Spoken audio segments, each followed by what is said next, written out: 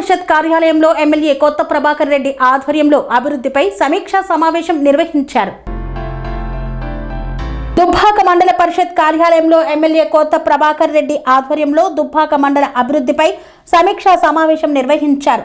సర్పంచులు, పంచాయతీ కార్యదర్శులు, మండల, జిల్లా స్థాయి అధికారులు పాల్గొన్నారు. ఈ సమావేశంలో వ్యవసాయం, విద్యుత్, త్రాగునీరు, విద్య, వైద్యం, హౌసింగ్ తదితర శాఖల పనితీరును సమీక్షించారు.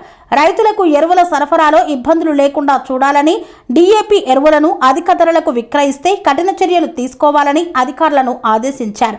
పామాయిల్ సాగును ప్రోత్సహించేందుకు తాను స్వయంగా 12 ఎకరాల్లో పామాయిల్ సాగు చేస్తానని తెలిపారు.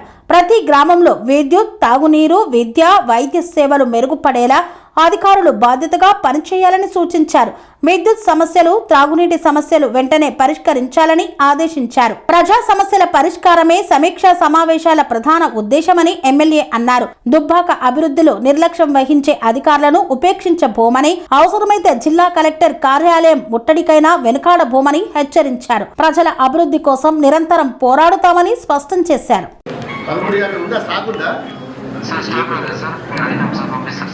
ఎన్ని రోజులు నువ్వు అమ్మక 1-2 months నుంచి నువ్వు అమ్ముతానే లేవు. అదెంత అమ్ముతున్నావు? ఎంత? 21.50. గవర్నమెంట్ రేట్ ఎంత? Government rate 21.50. 1350 ఏముంది మరి?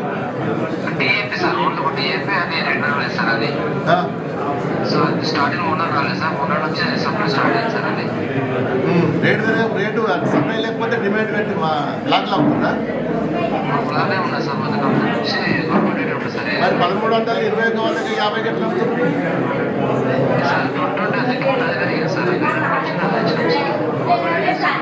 గవర్నమెంట్ రేట్ ఎంతకు వచ్చింది? ఇంతకుముందు ఉన్నదంటే ఇప్పుడు కొంచెం వెంట పంటల సాగు కూడా కొంచెం పెరిగింది. కొంచెం మనం ఆయిల్ పాంప్ 150 ఎకరాలు ఆల్రెడీ ప్లాంటేషన్ అయింది. 150. ఎంతమంది ఫార్మర్స్ ఉన్నారు? 34 మంది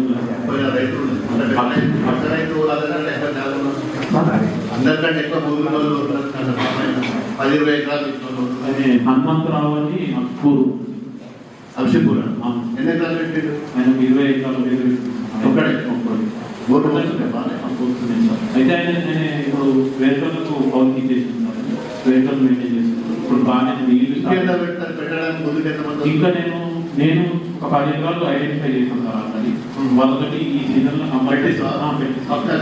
గ్యారంటీ పెట్టారు సార్. కొంచెం తెలుస్తున్నాం అందరికీ చెప్పింది అర్థమైంది కదా. 10 ఎకరాలు ఎక్కువ 8 ఎకరాలు 7 ఎకరాలు సగం వరి పంట ఇంకా మొక్కలు ఉండడం ఇంకా పామాయిలో పెట్టుకున్నా కానీ వాళ్ళు బతుకు నడుస్తుంది కాబట్టి చేయాలి. వాళ్ళకే ఫోన్ చేస్తున్నాం సార్. మేము అందరం ఆల్రెడీ 5 ఎకరాలు ఎక్కువ ఉన్న వాళ్ళను టార్గెట్ చేయాలి. కొందరు ఏముంటుంది, వాళ్ళకి ఆదాయం కూడా ఉంటుంది. దాని ఊసంగా అది ఎవరు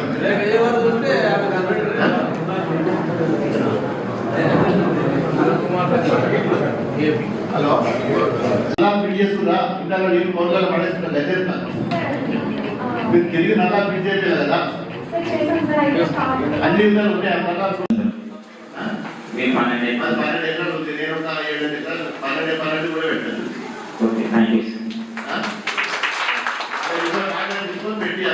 అలాగే ఆల్రెడీ నేను 5 ఎకరాలు లిస్ట్ తీసుకున్నాను సార్. అందులో ఇప్పుడు 30 ఎకరాలు సర్వే రెడీ ఉంది సార్. ఈరోజు వర్షం కారణంగా సర్వే చేశారు. రేపు సర్వే చేపిస్తాం సార్. ఆల్రెడీ 30 ఎకరాలు. ఇప్పుడు ఎన్ని మొత్తం గ్రామ పంచాయతీ 162 ఎప్పటి రెగ్యులర్గా ఇళ్ళలు ఉండేటోళ్ళు ఒక 120 మంది కంటే ఎక్కువ కుటుంబాలన ఉండరు. ఉన్నోళ్ళు కూడా అలా పింఛడు, సగం పింఛడు, 2 బకెట్లు బాగా ఇరువులు పూజ చేసేటోళ్ళు 30-40% ఉంటారు. 4 బకెట్లు 5 బకెట్లు చూసేటోళ్ళు ఒక 50% ఉంటారు. ఇవన్నీ పోను ఒక విలేజ్ కు అందరికీ ఇంపార్టెంట్. ఇలా విలేజ్ సెక్రటరీ కూడా విలేజ్ సెక్రటరీ ఒకసారి తీసుకురావడం.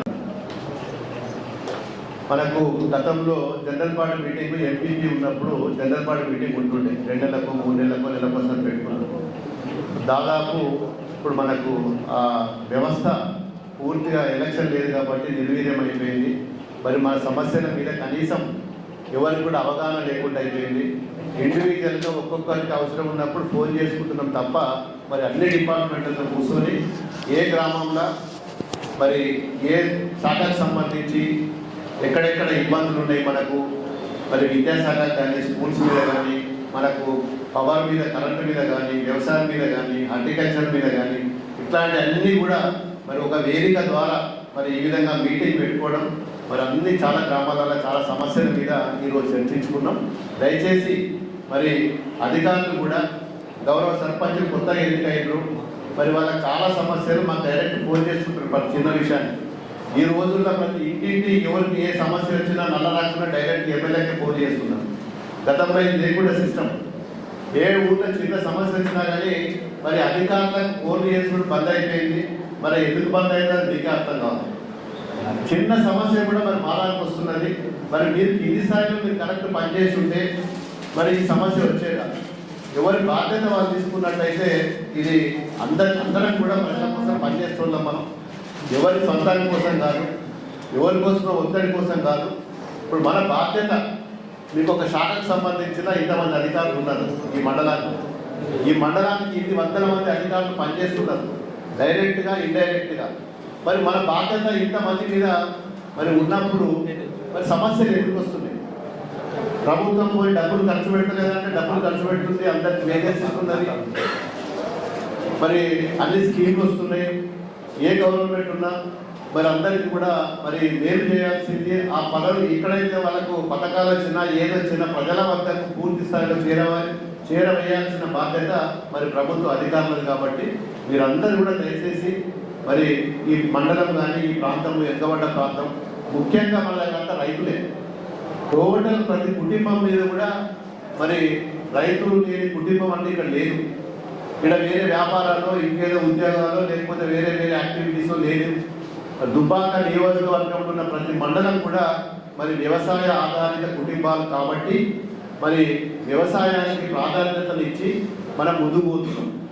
గతంలో చాలా ఇబ్బందులు ఉండే, మరి కేసీఆర్ గారి పుణ్యం వల్ల ప్రాజెక్టులు అయి కనీసం మనం ఈరోజు మరి అన్ని గ్రామాలలో తిప్పలు ఉండే గతంలో. ఈరోజు అందరం కూడా హ్యాపీగా సంతోషంగా ఉన్నాం. ఇంకా కూడా మీరు అందరు గట్టిగా పనిచేస్తే అన్ని గ్రామాలు కూడా ప్రతి పల్లె కూడా పచ్చగా ఉంటుంది, అందరూ క్షేమంగా ఉంటారు. మరి మీరందరూ కూడా శ్రద్ధతోటి మరి అన్ని శాఖలకు, ఒక్క శాఖని కాదు ప్రతి శాఖల అందరూ కూడా ముందుకు పోవాలని చెప్పి నేను కోరుకుంటూ, మా గౌరవ సర్పంచులు కూడా ఒక బాధ్యతగా మా నుంచి ఏమైనా చిన్న చిన్న సమస్యలు ఉన్నా కానీ మరి దాన్ని మనసు మీద తీసుకోకుండా మరి మాకు కూడా డైరెక్ట్గా ఏదైనా ఉంటే కూడా మా తరఫున తప్పులు ఉన్నా కానీ నేను కూడా మీకు అనుగుణంగానే పనిచేసేందుకే నేను ప్రజాప్రతినిధులు మేము కూడా ఉన్నాం. మరి మీరు కూడా ఎవరు ఇక్కడ ఎవరికి బాస్ కాదు, నేను మీకు బాస్ కాదు, మీ అందరం ప్రజలకు జవాబుదారు. ఎవరికి ఎవరు బాస్ కాదు, ఎవరికి ఎవరు డిక్టేటర్ చేయాల్సిన అవసరం లేదు. అందరం కూడా ప్రజల కోసం పనిచేస్తున్నాం కాబట్టి సమన్వయంగా చిన్న చిన్న పొరపాటున్నా అందరం సర్దుకొని ప్రజల కోసం పనిచేసి మంచి పేరు తెచ్చుకొని మరి ఈ ప్రాంతంలో అభివృద్ధిలో మీరందరూ కూడా భాగస్వాములు కావాలని చెప్పి కోరుకుంటున్నాం. ఇంకొక విషయం కూడా చెప్పాలి, మరి మనకు జిల్లా నుంచి అధికారులు సరి అయిన మనకు వాళ్ళు కోఆపరేషన్ లేదు. కలెక్టర్ నుంచి మొదలుకుంటే ప్రతి శాఖకు సంబంధించి ఏ మీటింగ్ పెట్టినా ఏ మండలంలో పెట్టినా ఎవరు కూడా మరి సహకరిస్తారు. అది ఆనవాత అయిపోయింది వాళ్ళకి దుబ్బాకలో. నేను కూడా మీ తరఫున ప్రభుత్వాన్ని కూడా డిమాండ్ చేస్తున్నాను. కలెక్టర్ ఆఫీస్ సిద్దిపేటలో ఉన్నది, మరి వాళ్ళైతే దుబ్బాక నియోజకవర్గంలో ఉన్న 6 మండలాలకు కూడా బాధ్యత కూడా సిద్దిపేట జిల్లాకి. మరి వాళ్ళు ఏమో జిల్లాకు రావడం లేదు, నియోజకవర్గంలో దుబ్బాకలో ఏ మండలం కూడా ఎవరు కూడా సరిగా ఎక్కడ రెస్పాండ్ కాదు. నేను మీ అందరి ద్వారా ఈరోజు డిమాండ్ ఏం చేస్తున్నా గవర్నమెంట్ను, కలెక్టర్ ఆఫీసు 3 రోజులు సిద్దిపేటలో ఉండాలి, 3 రోజులు దుబ్బాకలో ఉండాలి. నేను తీర్మానం చేస్తున్నా మా సర్పంచ్ తరఫున ఏకగ్రీవంగా. మరి దీని మీద ఖచ్చితంగా మేము పోరాడతాం. మీ అధికారులు మా సిద్దిపేట జిల్లా అధికారులు దుబ్బాక నియోజకవర్గాన్ని పట్టించుకోకపోతే ఖచ్చితంగా సిద్దిపేట జిల్లా హెడ్ క్వార్టర్ వచ్చి దుబ్బాకలో ఉంటుంది.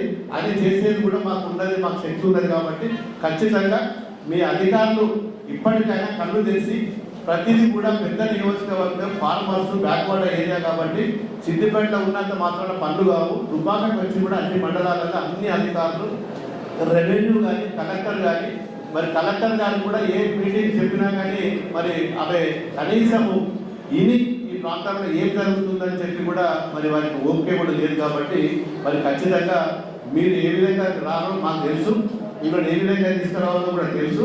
మీరు మళ్ళీ దుబ్బాక కంటెంట్లో గుర్తుండే విధంగా కూడా చేస్తాం, మాకు ఆ శక్తి ఉన్నది. డెఫినెట్గా మీరు పట్టించుకోకపోతే మాత్రం పరిణామాలు తీవ్రంగా ఉంటాయని చెప్పి హెచ్చరిస్తున్నాం. Thank you.